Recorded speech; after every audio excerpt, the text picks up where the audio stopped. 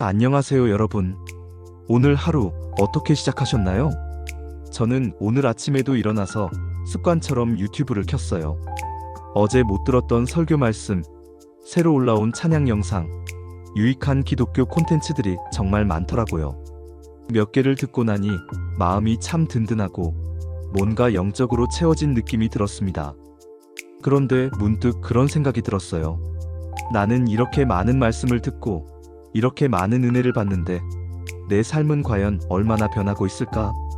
어쩌면 저는 말씀을 삶으로 살아내는 신앙인이 아니라 좋은 말씀을 소비하며 만족하는 영적 소비자에 머물러 있는 건 아닐까 하는 조금은 불편한 질문이 제 마음을 툭 하고 건드렸습니다. 혹시 여러분 중에도 저와 비슷한 고민을 해보신 분이 계신가요? 오늘 우리가 함께 나눌 야고보서 1장 19절에서 27절 말씀은 바로 이런 저의 고민에 아주 날카롭고도 명쾌한 해답을 주고 있었습니다. 오늘 이 시간 말씀을 통해 우리 자신을 솔직하게 돌아보고 하나님이 정말 기뻐하시는 신앙이 무엇인지 함께 고민해보는 시간이 되었으면 좋겠습니다. 야고보서 22절은 이렇게 말씀합니다. 너희는 말씀을 행하는 자가 되고 듣기만 하여 자신을 속이는 자가 되지 말라. 그러면서 아주 재미있는 비유를 들어요. 말씀을 듣고도 행하지 않는 사람은 거울로 자기 얼굴을 보고는 돌아서서 금방 그 모습을 잊어버리는 사람과 같다는 거예요. 이 비유가 오늘날 우리에게 더 크게 와닿는 것 같아요. 우리는 아침에 일어나서 거울을 보잖아요. 얼굴에 뭐가 묻었는지, 머리는 괜찮은지 확인하려고요. 그런데 만약 앞니에 큰 고춧가루가 낀 걸 보고도 그냥 돌아서서 잊어버리고 하루 종일 돌아다닌다면 정말 부끄러운 일이겠죠? 말씀이 바로 우리 영혼의 거울이라고 합니다. 말씀을 들을 때 우리는 내가 이런 부분이 부족하구나. 이렇게 살면 안 되는데 하고 깨닫게 되죠. 거울을 통해 내 얼굴의 얼룩을 발견하는 것처럼요. 그런데 문제는 그 다음입니다. 은혜 받았다 하고 돌아서는 순간 우리는 거울 속 내 모습을 말씀이 비춰준 내 영혼의 얼룩을 까맣게 잊어버리고 예전 모습 그대로 살아갈 때가 너무나 많다는 겁니다. 듣기만 하고 행하지 않는 것, 이것이 바로 자신을 속이는 행위라고 성경은 단호하게 이야기합니다. 어쩌면 우리는 너무 많은 것을 듣고 있기에 듣는 것만으로 무언가 하고 있다는 착각에 빠져 사는 건 아닐까요? 야고보의 이 경고는 예수님께서 산상수훈의 결론으로 들려주신 두 건축가의 비유와 정확하게 맞닿아 있습니다. 여러분, 새 찬송가 204장 주의 말씀 듣고서 잘 아시죠?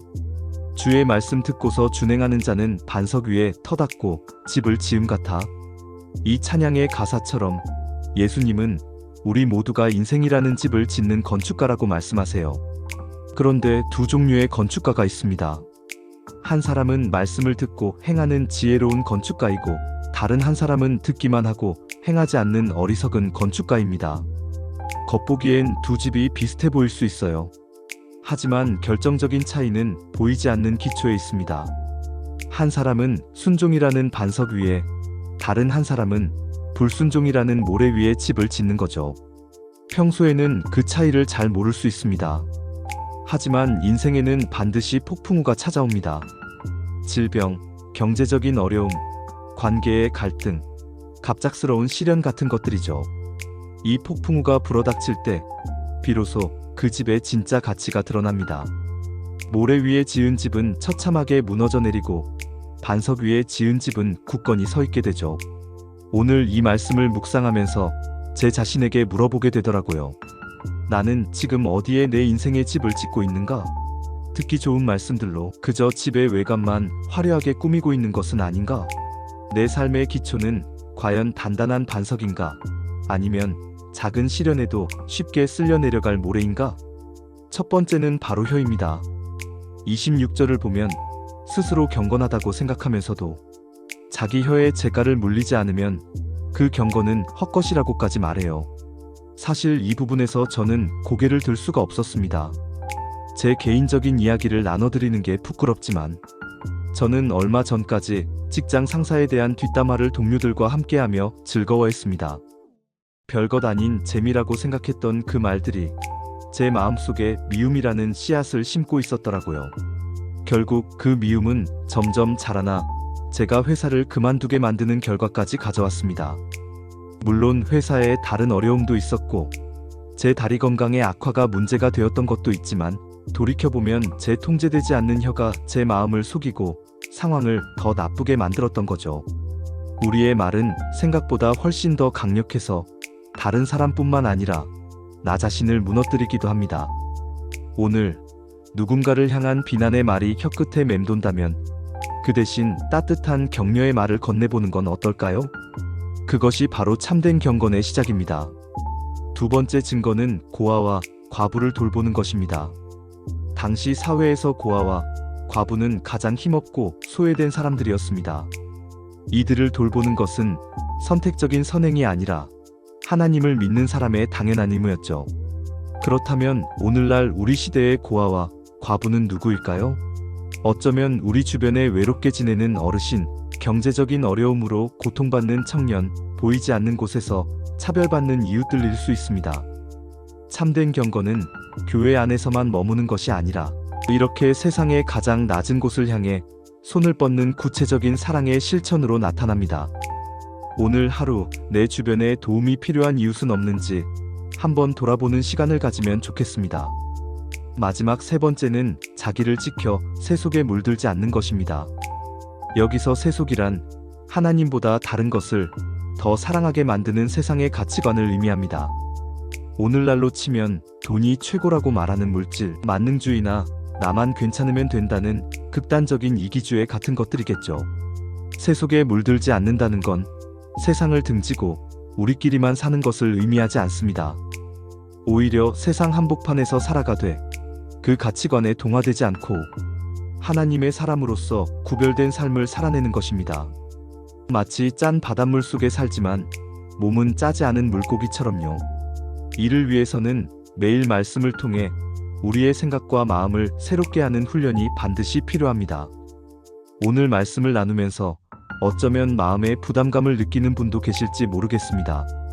나는 아직 멀었구나 하는 죄책감이 들 수도 있고요. 하지만 하나님께서 우리에게 이 말씀을 주신 이유는 우리를 정죄하기 위함이 아니라 우리를 진짜 복된 길, 흔들리지 않는 견고한 삶으로 초대하기 위함이라고 믿습니다. 저 역시 뒷담화로 인해 퇴사까지 고민하며 힘들었을 때 주저앉아 자책만 하는 대신 작은 실천을 시작해보기로 결심했습니다. 그동안 소원했던 분들에게 용기를 내어 전화를 걸어 안부를 물었죠.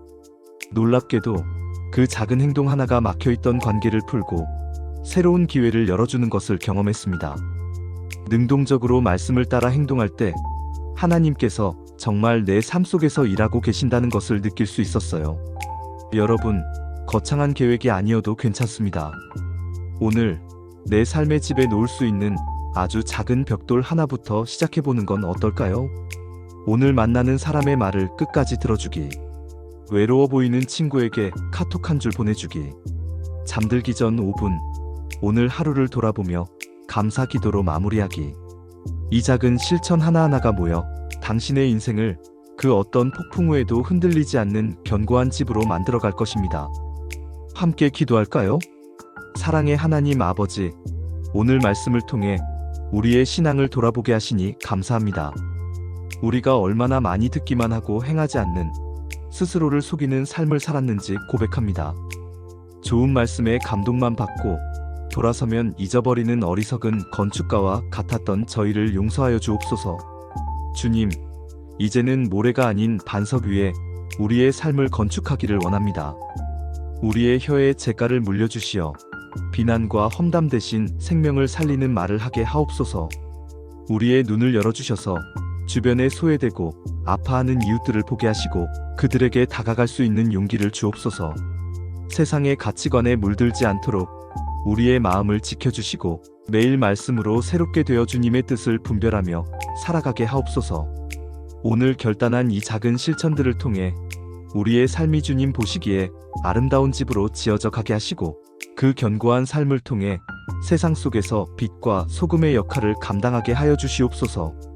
우리의 영원한 반석이 되시는 예수님의 이름으로 기도드립니다. 아멘. 여러분은 오늘 어떤 첫 번째 벽돌을 놓아 보시겠어요? 댓글을 통해 여러분의 작은 실천 계획을 함께 나눠주시면 서로에게 큰 격려가 될 것 같습니다.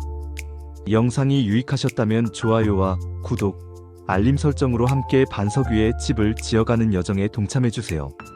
그럼 주님 안에서 평안한 하루 보내시길 바랍니다. 감사합니다.